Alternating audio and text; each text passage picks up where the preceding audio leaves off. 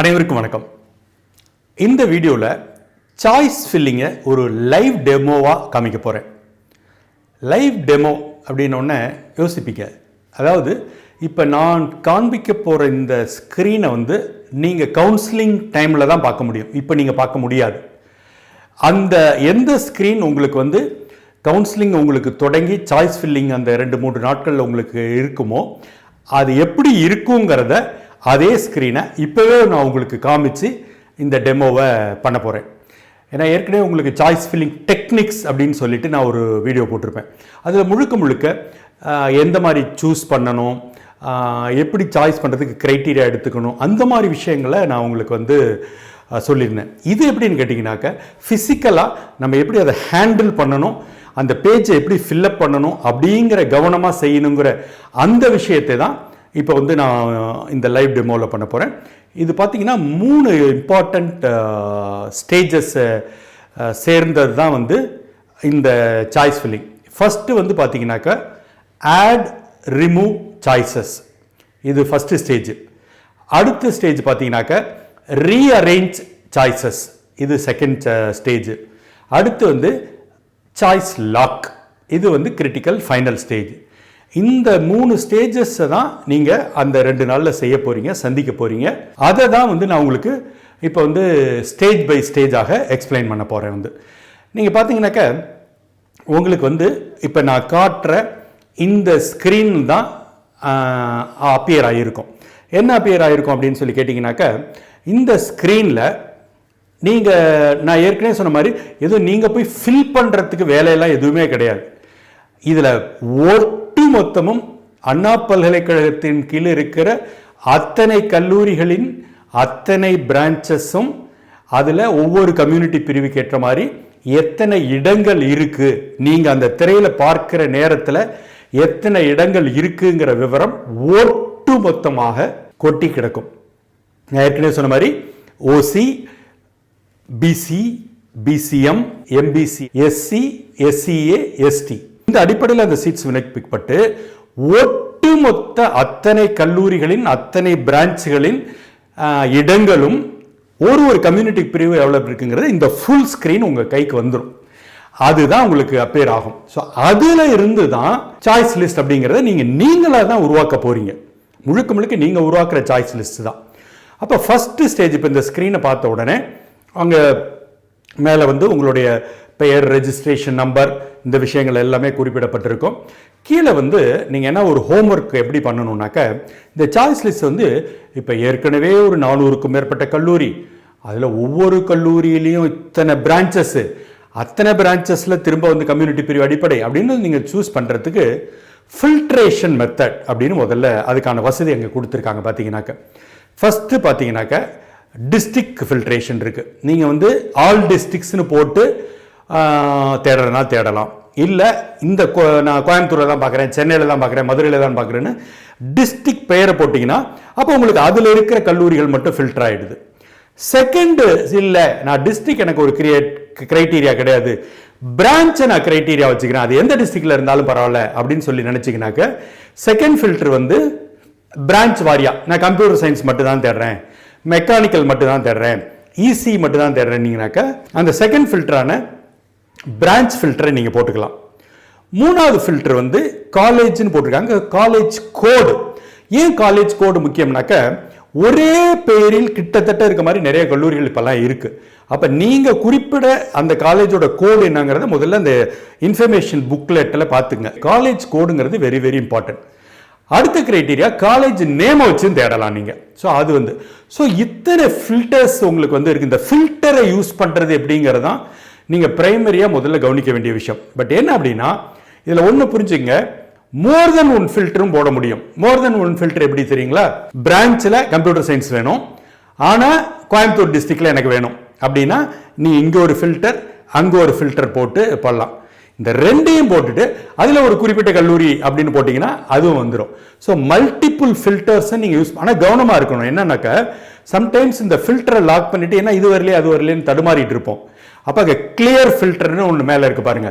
ஒவ்வொரு முறை நீங்க வேறு மாற்றும் போதும் அந்த கிளியர் ஃபில்டரை நீங்க அழுத்திக்கலாம். ஏன்னா சம்டைம்ஸ் என்ன பண்ணுவோம்னாக்க இங்கே கோயம்புத்தூர்னு போட்டுருவோம், அது அப்படியே இருக்கும், நம்ம கவனிச்சிருக்க மாட்டோம். இந்த பக்கம் வந்து கம்ப்யூட்டர் சயின்ஸ் போட்டுட்டு ஏன் இந்த காலேஜ் வரலன்னு ஒரு சென்னை ஒரு காலேஜ் ஏன் வரலன்னு ஒரு டென்ஷனாக தேடிட்டே இருப்போம். ஏன்னா நாங்கள் ஒரு ஃபில்டர் நீங்கள் கோயம்புத்தூர்னு போட்டுட்டீங்க, அப்போ சென்னை காலேஜ் எப்படி வரும்? அப்போ அங்கே ஆல் டிஸ்ட்ரிக்ஸுங்கிற ஃபில்டருக்கு நீங்கள் திரும்ப போகணும். ஸோ இந்த ஃபில்டரை ஹேண்டில் பண்ணுறது எவ்வளோ வசதியோ அவ்வளவு சிக்கல் இந்த சென்ஸ் என்னன்னாக்கா கேர்லெஸ்ஸாக இருக்கிறதுக்கான சாத்தியக்கூறுகள் உண்டு.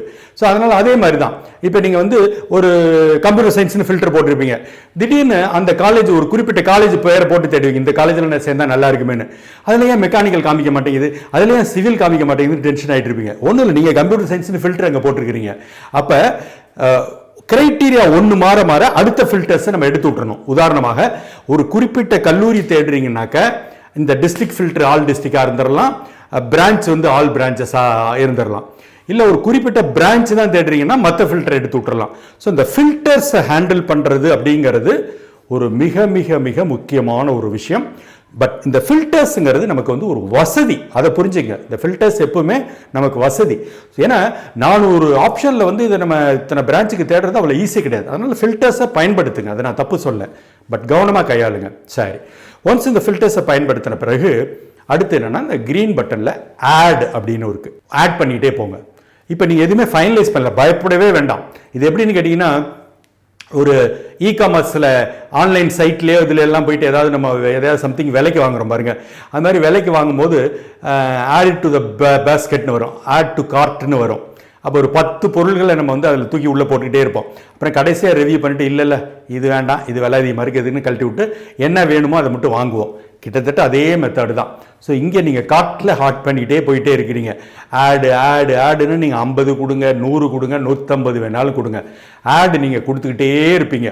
ஸோ வந்து ஆடு வந்து வந்துட்ட பிறகு இப்போ நீங்கள் சப்போஸ் ஒரு 100 வந்து அங்கே செலக்ட் பண்ணி வச்சுருக்கேன்னு வச்சுங்களேன். இப்போ ஒரு பிரமாதமான ஒரு வசதி வச்சுட்ருக்காங்க. என்ன வச்சுருக்காங்கன்னா, டவுன்லோட் மை சாய்ஸ் லிஸ்ட்னு ஒன்று இருக்குது. மேலே ஒரு பட்டன் இருக்குது பாருங்கள், டவுன்லோட் மை சாய்ஸ் லிஸ்ட்.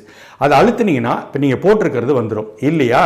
இன்னொன்று இருக்குது, send my choice list to my mail, அதுவும் வந்துடும். இப்போ இதை வச்சுக்கிட்டு அனலைஸ் பண்ணிக்கிட்டு பிறகு நம்ம ஃபைனலைஸ் பண்ணலாம். ஒரு 100 110 வச்சுக்கிட்டு அனலைஸ் பண்ணிக்கிட்டு நம்ம வந்து அடுத்த விஷயத்தை நம்ம வந்து பண்ண முடியும். ஸோ இப்போ இந்த ஸ்டேஜ் என்னன்னு கேட்டிங்கனாக்க ரீஅரேஞ்சிங். இப்போ 100 பண்ணிட்டீங்க, 100 பண்ணிட்ட பிறகு இப்போ வந்து ரீஅரேஞ்சிங் தான் ரொம்ப ரொம்ப முக்கியம். இந்த ரீஅரேஞ்சிங் எப்படின்னு கேட்டிங்கன்னா, நான் ஏற்கனவே சொன்ன மாதிரி நீங்கள் ஒன்று வந்து 6வது ஸ்டேஜில் அதை வச்சுருக்கிறீங்க. பட் இப்போ கொஞ்சம் அனலைஸ் பண்ணி பார்த்ததில் அது 2வதாக இருந்தால் நல்லா இருக்கும் அப்படின்னு உங்களுக்கு தோணுது அப்படின்னா, அங்கே பாருங்கள் ஆரஞ்சு பட்டனில் மூவ் அப்படின்னு சொல்லிட்டு ஒரு ஆரஞ்சு பட்டன் இருக்குது பாருங்கள், அதை அழுத்தி எந்த பொசிஷனுக்கு மூவ் பண்ணுங்கிறத நீங்கள் சொல்ல முடியும். இப்போ 6வது பொசிஷனில் இருக்கிற ஒன்றை வந்து அழுத்தி இது 2வதுக்கு போகணும்னு நீங்கள் சொன்னீங்கன்னா அது 2வதுக்கு போயிடும். That is called move. So அந்த மூவ் பட்டன் ரொம்ப ரொம்ப கிரிட்டிக்கலானது. அப்புறம் 2வதுல இருக்கிறது 5வதுக்கு தள்ளிக்கலாம். ஸோ முதல்ல வந்து ஒரு ரஃப் லிஸ்ட் தான் போட்டிருக்கிறோம். இப்போ தான் நம்ம உட்காந்துட்டு இதை எந்த பொசிஷனுக்கு தள்ளணும் அப்படிங்கிறத அடுத்தடுத்த பொசிஷனுக்கு நம்ம தள்ளுறோம். சரிங்களா. பக்கத்தில் ரெட்டில் ரிமூவ் பட்டனும் இருக்குது. இப்போ நீங்கள் ஒரு 110 போட்ட பிற்பாடு ஒரு 10 வந்து சும்மா அந்த நேரத்தில் இதெல்லாம் போட்டேன், இது இப்போ வேண்டாமே அப்படின்னு நீங்கள் நினச்சிங்கன்னா அதெல்லாம் ரிமூவ் அழுத்த அது போயிட்டே இருந்துடும். ஸோ அது ரிமூவ் ஆகிடும் வந்து. ஸோ ரிமூவ் ஆகிட்ட பிறகு இப்போ நீங்கள் ஏதோ ஒரு லிஸ்ட் வச்சுருங்க. அதில் நான் ஏற்கனவே சொன்ன மாதிரி கவனமாக இருங்க. ஃபஸ்ட்டு 10 1 to 10 கொடுக்குறீங்க பாருங்கள், அது ரொம்ப ரொம்ப ரொம்ப கிரிட்டிக்கல். ஏன்னா அதில் தான் நமக்கு அலாட் ஆக போகுது. ஸோ அந்த ஃபஸ்ட்டு 10 கிரிட்டிக்கலாக வச்சுக்கிட்டு அதுக்கு பிறகு இருக்கிறத நீங்கள் சாய்ஸஸ் எப்படி வேணாலும் வச்சுங்க. அப்போ அந்த ஃபஸ்ட்டு 10 நம்ம ஒர்க் அவுட் பண்ண பிறகு திடீர்னு தோணும், அடாடா இது இந்த 3வதுல இருக்கிறது 2வதாக போட்டிருக்கலாமோ, 5வதாக இருக்கிறது 3வதுல போட்டிருக்கலாமான்னு தோணும். ஏன்னா இது நாளைக்கு நிறைய பேர் அலாட் பண்ண பிறகு இப்படி சொல்கிறாங்க, எனக்கு வந்து நான் இதுதான் கேட்டேன், பட் எனக்கு கேட்டது வந்து 3வதுல இருக்குது அப்படின்னு சொல்லுவாங்க. அது இப்போவே கரெக்டாக கேட்டுடலாம் இல்லையா. ஸோ அதுக்கு தான் இந்த மூவ், அதுதான் this is called rearranging stage. இந்த ஸ்டேஜ் வந்து ரீஅரேஞ்சிங். ஸோ எந்த ஆர்டரில் இருக்கிறத திரும்ப எந்த ஆர்டரில் வேணாலும் ரீஅரேஞ்ச் பண்ணிக்கலாம். இது ஒட்டு மொத்தத்துக்கும் உங்களுக்கு 2 நாள் நல்ல கால அவகாசம் இருக்குது. பொறுமையாக உட்காந்து கையில் பிரிண்ட் அவுட் எடுத்துக்கிட்டு ஃபேமிலி மெம்பர்ஸோட டிஸ்கஸ் பண்ணி எல்லாம் செஞ்சு, ஸோ இந்த பட்டன்ஸை சொல்லித்தரதுக்கு தான் இந்த லைவ் டெமோ பண்ணேன்.